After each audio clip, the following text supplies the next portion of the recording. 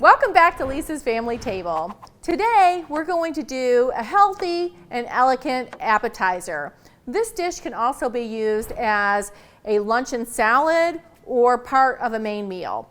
So let's begin. We're going to do a smoked salmon. We're going to use the rusty dust on the salmon. I'm going to use a stovetop smoker, and I'm going to show you a few things about that shortly. And we're going to make a homemade tartar sauce. And as I mentioned, you can put this on a bed of lettuce, you can put some microgreens on it and make it pretty as an appetizer for your guests, and you can also make it part of your main dinner as a dinner salad. So what I've done here is I've taken my salmon, I bought a whole fillet of it, I trimmed the belly and the ends off of it, and what I do is I use those and I make salmon cakes so that they don't go to waste. And I've cut these in 1-inch sections, so these are individual servings. And I just lightly salted them earlier, or you can do it the night before. And that will kind of firm up the flesh of the fish, and it'll just give it a better texture when it's cooked. Now, this is a stovetop smoker. You can buy them on Amazon. They're they're not expensive. You can also use an outdoor smoker for this. These come with these little chips, and you can buy more of them, and they really look like sawdust. That's what they look like. You open it up, see? It kind of looks like sawdust. But this is alder wood, which I think goes terrific with salmon. So whatever you're smoking, you want to pick a flavor that complements the protein you're using.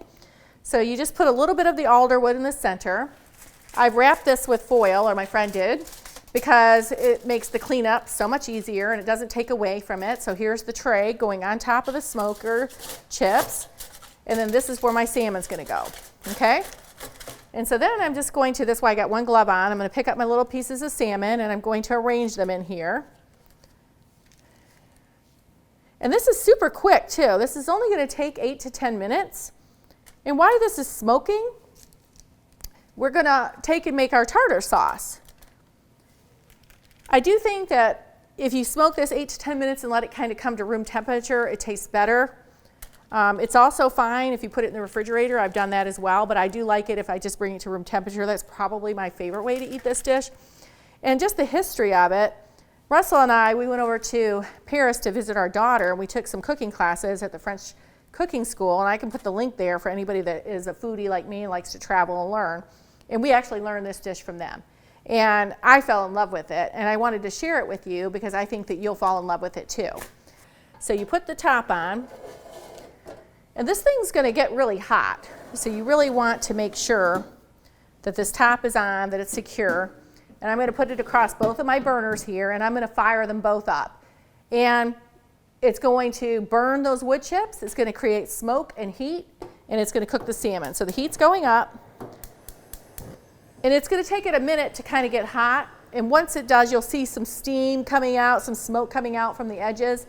And from there, start to count, time your 8 to 10 minutes. And I say 8 to 10 because it really depends on how you like your fish cooked. I like my salmon cooked medium, but I have good friends that are not big seafood lovers, and they really like their fish to be cooked all the way through. So when we see the smoke coming out, we'll know we're there. While we're letting that do that, we're going to switch gears over here, and we're going to make our tartar sauce. So the salmon is already starting to smoke, as you can see, and so we're going to wait about 8 to 10 minutes, and we're going to open it up and let it come a little bit to room temperature. We're going to start our mayonnaise. We're not going to use a blender, so we can make it easy on ourselves. One thing I wanted to tell you about the salmon is I bought that at one of the big box warehouse stores, and so it didn't have skin on it, and I just bought the whole fillet. If you buy it with the skin, it's okay. Just put it in, because after it's done smoking, the skin's just going to come off super easy. So let's begin our mayonnaise. I bought these beautiful organic eggs. You can see I've got a nice orange yolk. And I'm going to put just a little bit of Dijon mustard in. Calls for a teaspoon. It's delicious. Put that there. Okay. And I'm going to put a little smidge of lemon juice on it.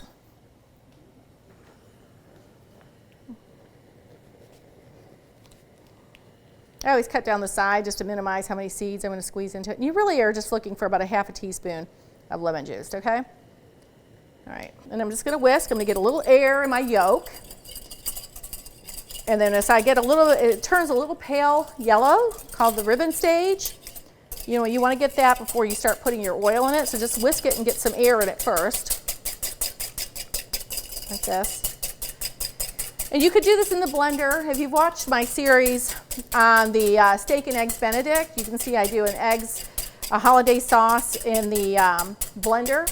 This could be just done the same exact technique, but I'm just giving you different options. Let's say you don't have a blender or you're like me, you don't want to wash it. Because let's face it, doing dishes is just no fun.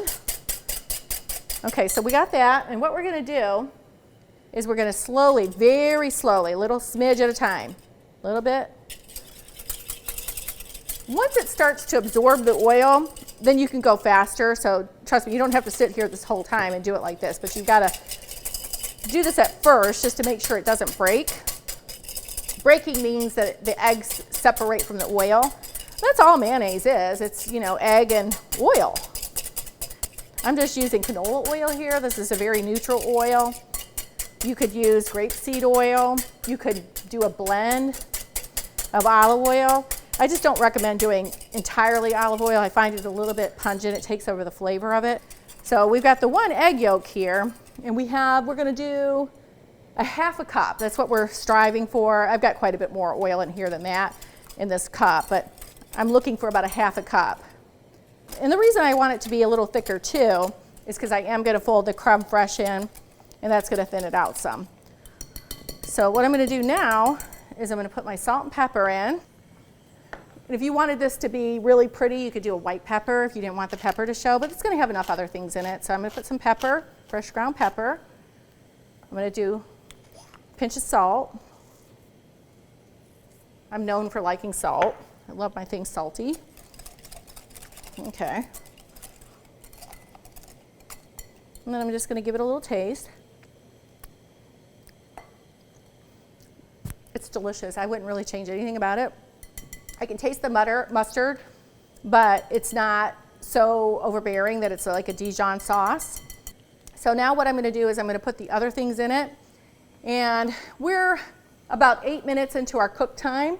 So in a few more minutes, I'm going to turn off my stove, and we'll let this sit for just a second before we open it. Be careful when you open this too, because I mean, it's hot in there. It's cooking stuff. If you open it, you're going to burn yourself. The steam's going to come up. You're going to get yourself.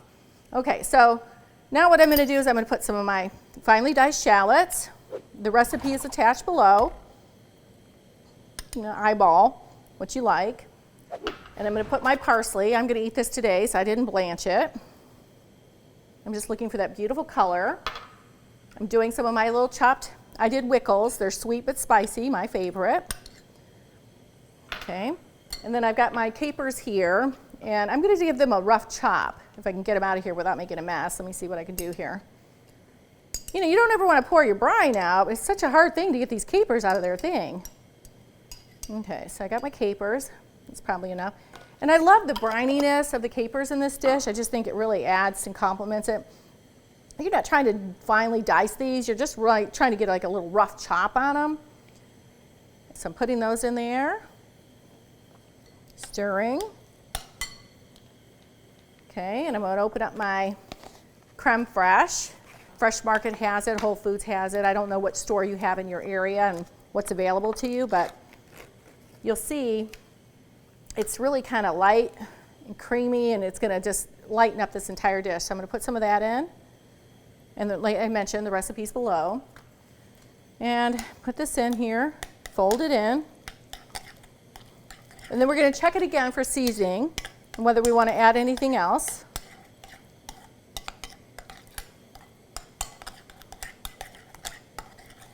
And I'm turning this off. We're at 10 minutes. So you pull these arms back, and it is better if you can let it cool a little bit. We had a little bit of a challenge just getting it to open up because of the pressure from the heat, but we do have it open now. But you can see how beautiful these look. Pull this open all the way. Okay, and then I'm going to put my top over here. But you can see how pretty the salmon looks, and you can touch it. It's fully cooked. It's firm throughout, so it's cooked. And I'm going to just place it on a plate and let it cool down a little bit. So let me grab a plate, and we'll plate it in a few minutes, but it needs just a few minutes to come to room temperature. Welcome back, everybody. So we've taken our salmon, we put it in a little sheet pan here, and we've let it come to room temperature. It didn't take long, about 10 minutes after we removed it from our smoker, which, by the way, I put in the dishwasher, easy, easy. We have our homemade mayonnaise. We walked through that. We just did it by hand. It took us about 6 or 7 minutes. The whole time that this was cooking, we did the mayonnaise and it was done. I bought some of these kale microgreens. Sprouts has them, and it'll give us a way to just kind of make the plate look pretty.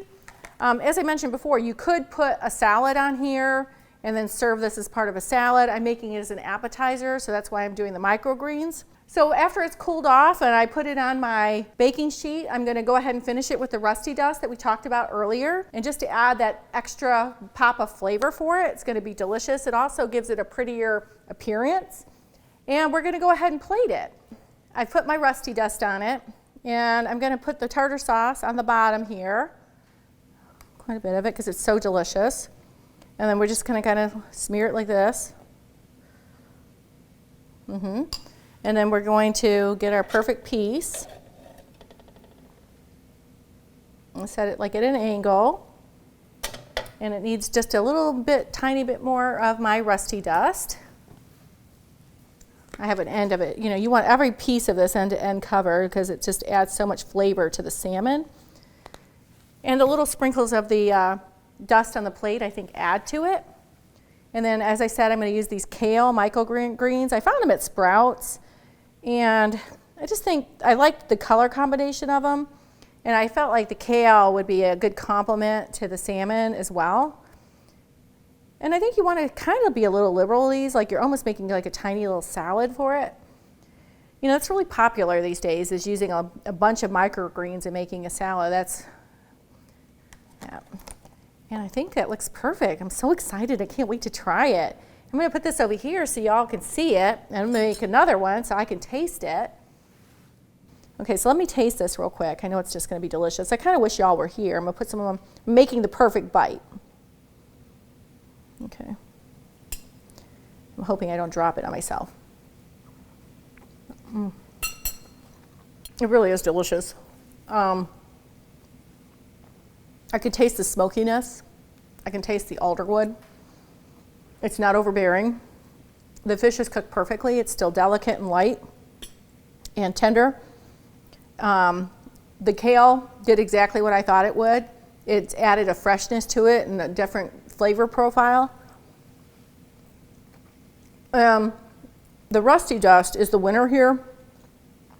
It has a little bit of sweetness in the back of my palate, combined with the tartar sauce. So you have the acidity of the tartar sauce with the complex notes of the Rusty Dust with a little bit of sweetness. It's a perfect combination. And don't forget, you can always go to our website, click on the link below to find where you can buy our spices today. From Lisa's family table to yours, we hope you'll try this dish today.